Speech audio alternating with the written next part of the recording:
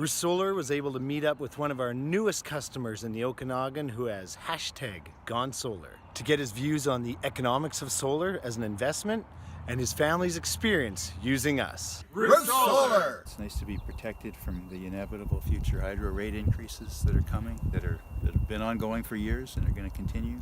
It's nice to be harvesting the sun and making my own electricity, becoming a little more independent.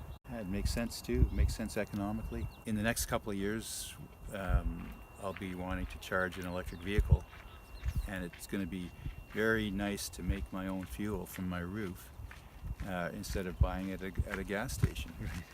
And that's probably the coolest aspect of this thing. What did you feel when that tick tick tick tick went? Beautiful.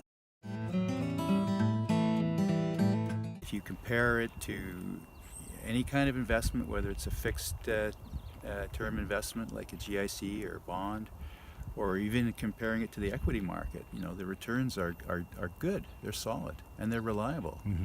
And the capital isn't lost either. The system increases the home value, and that'll hold true for as long as the panels are there and longer. And so it's not like you're it's not a liquid investment. And I mean, it's on the roof. It's bolted on the roof. You can't take it off and